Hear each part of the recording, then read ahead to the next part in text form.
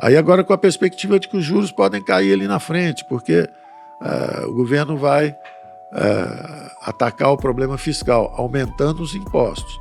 Do ponto de vista fiscal, o Banco Central, como a inflação está caindo, se o governo aumentar os impostos, o déficit diminuir, os juros podem cair por duas razões. Primeiro, porque a inflação está caindo, e segundo, porque o déficit vai diminuir. Então, do ponto de vista de portfólio, você já começa a voltar um pouquinho em direção à Bolsa e vai reduzindo a posição de renda fixa, por exemplo. Mas, ao mesmo tempo, você sabe que com o aumento de impostos, o ritmo de crescimento econômico diminui. Aí os private equities, por exemplo, que estavam animados, que viraram fábrica de empresas, etc., achando que o Brasil vai crescer 4%, 5%, já começam a ter dificuldade de encontrar seus targets. Então, tudo isso é um ecossistema, isso vai evoluindo junto. A renda fixa, o juro sobe muito, o povo de renda fixa fica mais animado e o povo de equity sofre. Aí os juros baixam, aí o povo de ações fica mais animado, o povo de renda fixa vai ficando... Sim. Se eu fosse pegar hoje, assim, hoje a gente tem esse cenário, né, o Copom acabou de diminuir aqui 0,5% a nossa taxa básica, foi de 13,75 para 13,25, né, e depois de, sei lá, acho que 2 anos quase, né, sem reduzir a taxa de juros, alguma coisa assim, a gente teve essa primeira redução, né, você pega boletim Focus, né, todas as projeções de alguma forma apontando para que exista um cenário onde a gente comece a ter uma redução suscetível pelas próximas reuniões e a taxa de juros começa a cair, é o que você falou.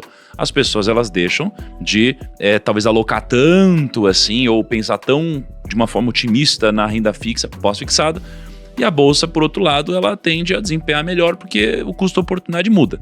Só que a bolsa começou a subir muito antes da taxa de juros começar a ser reduzida, porque o mercado ele é muito complexo. É sempre assim. Ele sempre tenta antecipar de alguma forma. E aí é o que eu vou te perguntar agora. Nesse cenário que a gente vive de possível redução de taxa de juros, primeiro, isso aqui é um bom caminho para o Brasil na sua concepção? É o que deve acontecer? É o que o Brasil deveria fazer, reduzir a taxa de alguma forma? E aí depois disso, pensando que esse é um contexto que deve acontecer ou está acontecendo, o que fazer sob uma ótica de portfólio?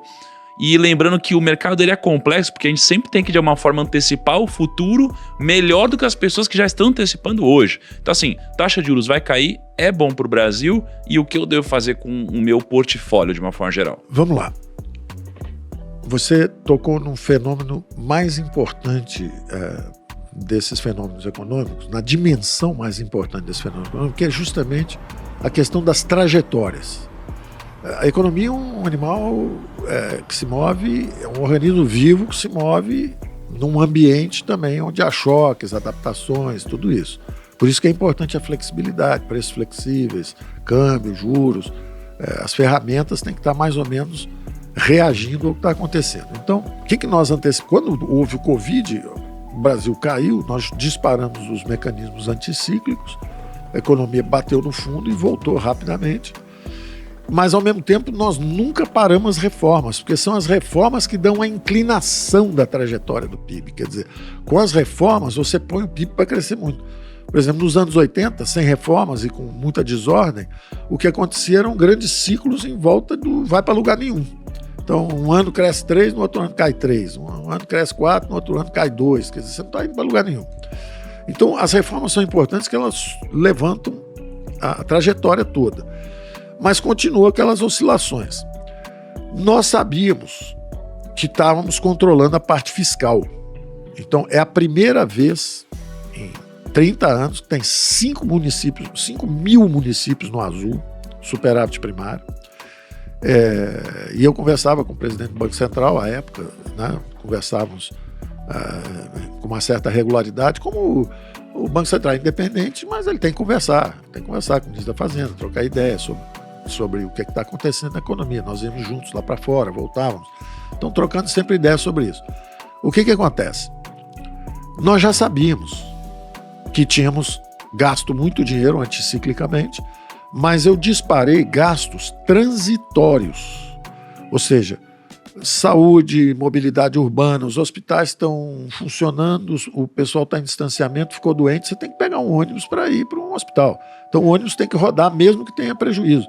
Então nós fizemos grandes transferências de recursos para estados e municípios, ao mesmo tempo impedimos que a máquina inchasse. No momento em que milhões de pessoas estão perdendo o emprego, milhares de pessoas estão morrendo, empresas fechadas, era importante, no meio de uma guerra, você não fica pedindo aumento de salário no funcionalismo público. Então, nós interrompemos os pagamentos de estados e municípios, não precisam pagar o governo federal, os bancos públicos, interrompemos todos os pagamentos de juros, de principal, amortização de principal, ao mesmo tempo suspendemos os reajustes de salário do funcionalismo durante a guerra.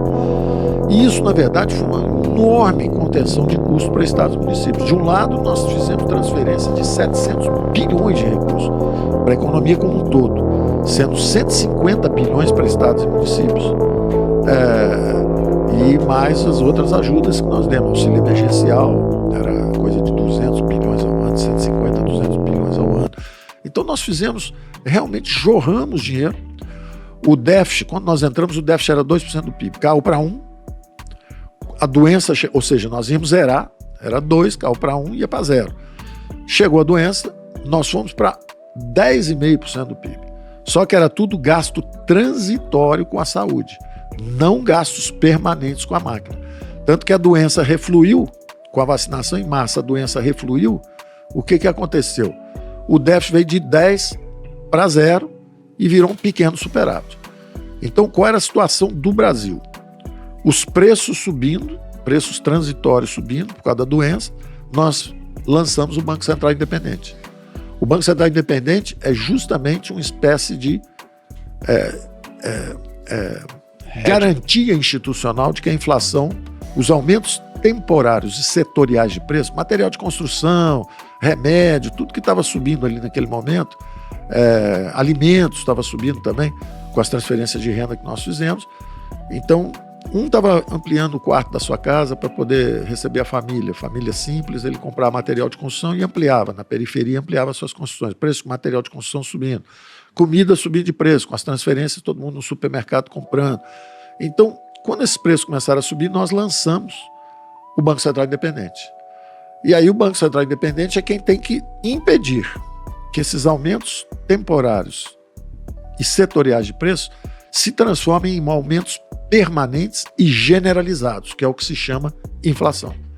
Lançamos o Banco Central Independente. Então era natural que o juros subisse, desacelerasse um pouco a economia. Então a economia estava crescendo 5%, ela desacelera um pouco, porque o Banco Central começou a subir os juros. Mas a gente sabe que essa alta é temporária. Assim que a inflação começa a cair, o Banco Central vai baixar os juros. Então, o que está acontecendo agora?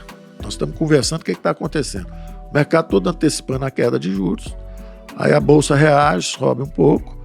Exatamente aquele mecanismo de que a renda fixa um pouquinho menos interessante, mais interessante Bolsa, o país pode crescer mais um pouco. Então, hoje, o Banco Central está reagindo, olhando para a inflação, ele está reagindo, baixando os juros, vendo que a inflação é bem mais baixa. E é consistente e é correto. A pergunta é até onde ele vai baixar.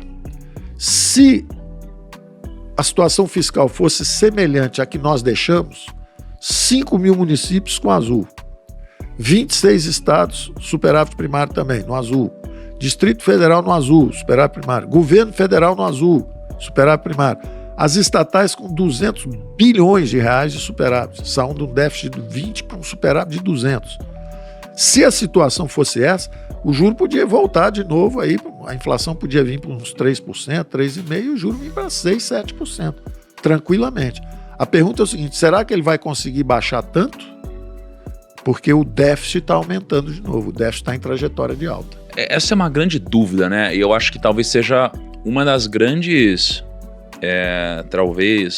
prerrogativas, né? De o que eu imagino que um aluno gostaria de encontrar, por exemplo, no MBA sobre macroeconomia e portfólio management. Ele vai aprender a fazer essa análise. Isso, exato. Ele vai aprender a fazer essa análise. Por exemplo, agora, o que ele tem que estar de olho? O que o aluno tem que estar de olho agora? Bom, a inflação está descendo porque o Banco Central Independente travou essa alta generalizada de preço.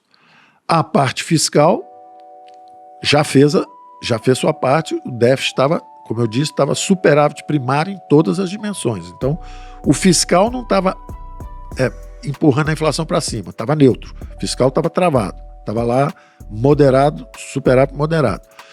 Inflação caindo, o Banco Central começa a descer. Vai descer até onde? Depende do déficit público.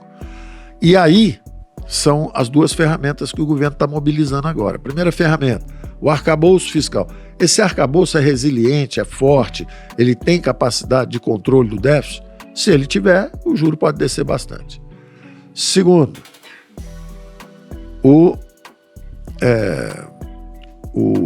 a reforma tributária.